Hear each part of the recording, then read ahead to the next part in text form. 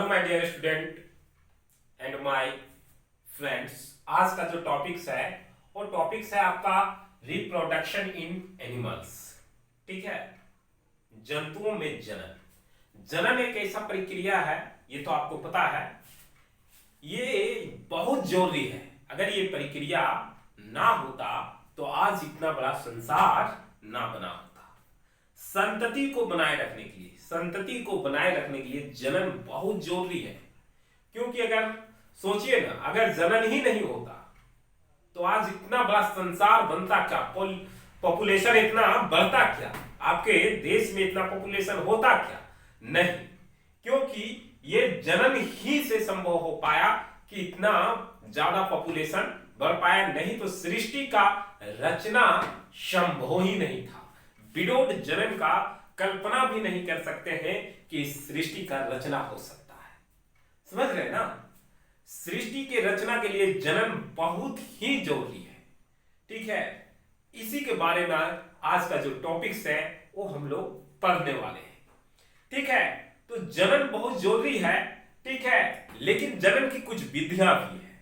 सारे जनन एक जैसा नहीं होते, क्योंकि हम पहले जो सुनते थे और पहले जो जानते थे, अभी साइंस के अनुसार हम उस चीज को नहीं मानते हैं और नहीं जानते हैं।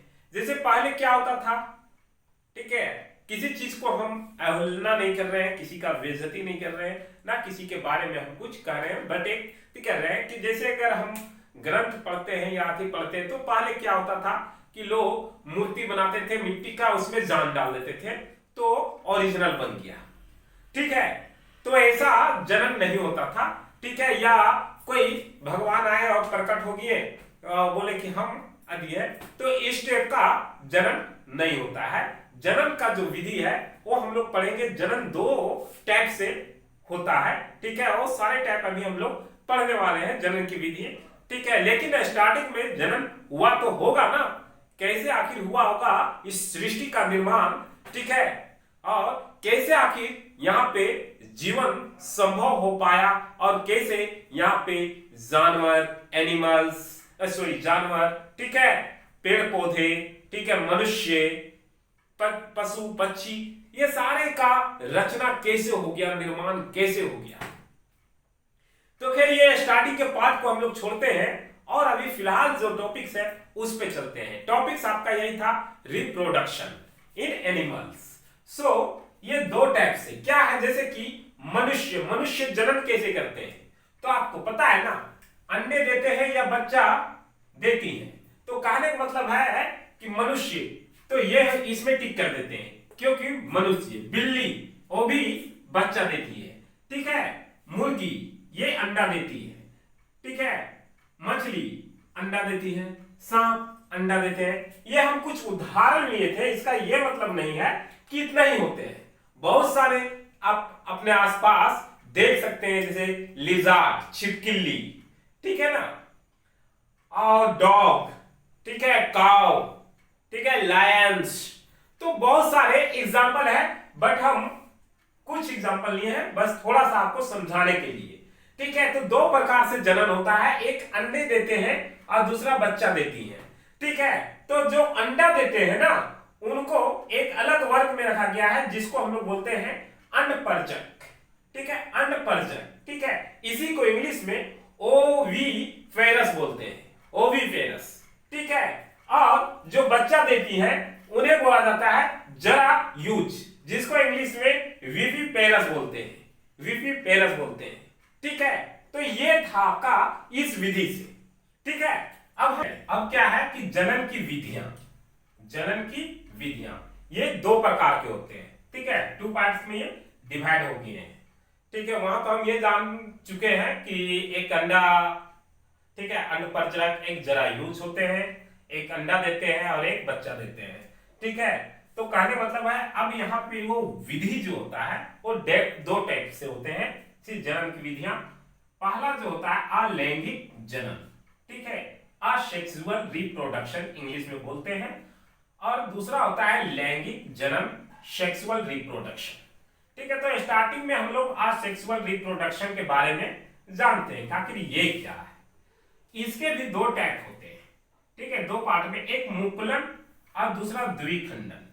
ठीक है, मुकुलन में जैसे कि हाइड्रा में मुकुलन, हम हाइड्रा में ये मुकुलन को समझा रहे हैं कि हाइड्रा में कैसे मुकुलन होता है। तो आपको बता दें कि ये हाइड्रा है। ठीक है, हाइड्रा में ये देख रहे हैं ना, ये मुकुल कहलाते हैं, ऊपर में इस टाइप का निकले हुए हैं। यही चीज धीरे धीरे ये बढ़ता है, यहां से स्टार्ट हुआ, ये बढ़ता गया और एक समय आता है, ठीक है, ये बढ़ते चला जाता है और एक समय आके ये टूट जाता है आपस से। जब ये दोनों के बीच से टूट के एक नया हाइड्रा निर्माण करता है, तो उस पूरे निर्माण को हम लोग, जब टूट जाता है तो उसी को हम लोग मुकुलन कहते हैं। समझ रहे हैं ना, तो ये मुकुलन है। और इसी का दूसरा है द्विखंडन। द्विखंडन का मतलब कि खंड खंड पार्ट में टूट जाना ही द्विखंडन। तो अमीबा में द्विखंडन को समझते हैं। ये अमीबा है मान लीजिए, ठीक है, ये अमीबा है मान लिए, ये अमीबा का सेंटर है। ये सेंटर को आप देख रहे हैं ना, ये सेंटर धीरे धीरे बड़ा होते चला जाएगा, इसको सेंटर बोलते हैं। बड़ा होते चला जाएगा, एक समय ऐसा आएगा और एक समय ऐसा आएगा, ये सेंटर आपस में टूट जाएगा, द्विखंडन हो जाएगा। तो ये टूट जाएगा, द्विखंडन हो जाएगा, तो इसी को हम लोग द्विखंडन कहते हैं। समझ रहे हैं ना, तो ये अमीबा में द्विखंडन को हम समझाएं। तो ये सारे प्रक्रिया जो होते हैं, ये आपका, आप तो ये भी जानते हैं कि अमीबा एक अमीबा जो है वो आपका सिंगल सेल, ठीक है, सिंगल सेल है, से निर्माण होता है अमीबा का। ठीक है, तो ये आपका था कहने का मतलब अलैंगिक जनन का प्रक्रिया, ये हम लोग समझ गए। ठीक है, नॉर्मल भाषा में। अब हम लोग आगे देखते हैं लैंगिक जनन का प्रक्रिया। ठीक है, आगे है लैंगिक जनन यानी सेक्सुअल रिप्रोडक्शन। ये क्या है, बोलता है कि इस प्रक्रिया में जीव जो होते हैं वो जीव नर और मादा, यानी कि नर युग्मक और मादा युग्मक, ठीक है, यानी कि मैन एंड फीमेल, ये दोनों मिलकर, ठीक है, ये दोनों मिलकर लैंगिक क्रिया द्वारा, ठीक है, लैंगिक क्रिया द्वारा शयन करते हैं। ठीक है, और इसी पूरे प्रक्रिया से, ठीक है, संतान की उत्पत्ति होता है और इसी पूरे प्रक्रिया को लैंगिक जनन कहते हैं। यानी कि सिंपल भाषा में अगर समझने की बात करते हैं तो लैंगिक क्रिया एकदम आप लोग समझ चुके होंगे, और फिर भी अगर एकदम सिंपल भाषा में समझने की कोशिश करेंगे तो आपका मेल एंड फीमेल के लैंगिक क्रिया, ठीक है, कौन सी क्रिया, लैंगिक क्रिया द्वारा, ठीक है, जनन किया जाए, उस जनन को हम लोग लैंगिक जनन कहते हैं। ठीक है, तो ये तो आपको समझ में आ गया। अब हम लोग पार्ट बाय पार्ट करके भी समझेंगे। सबसे पहले हम लोग जानेंगे मनुष्य का, ठीक है, ह्यूमन का, ठीक है, आदमी का जनन अंग के बारे में।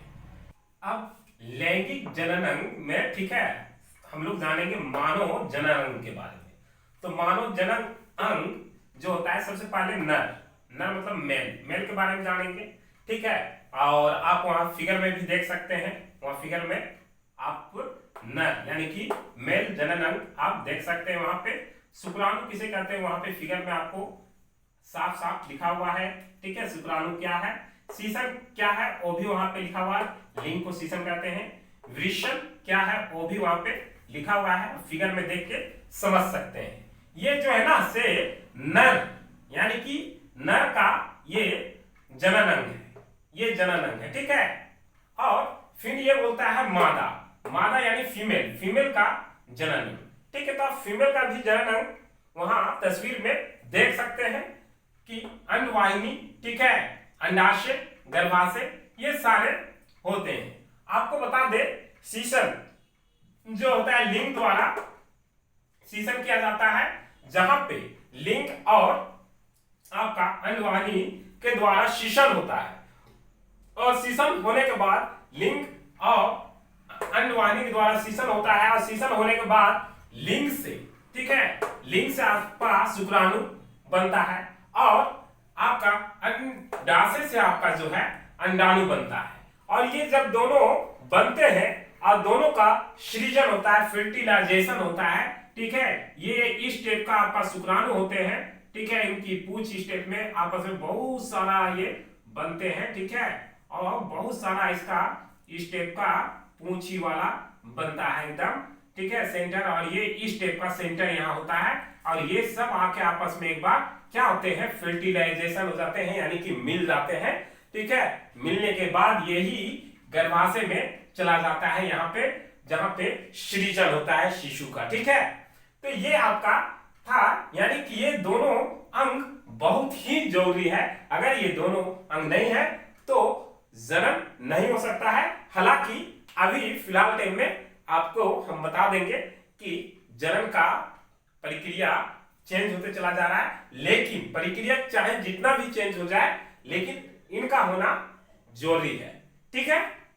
चलिए, ठीक है ना, तो आगे चलिए देखते हैं। जैसे यहाँ पे आपका शुक्राणु, ठीक है, ये शुक्राणु आपका किससे, मेल, प्लस अंडाणु किससे आपका है, फीमेल,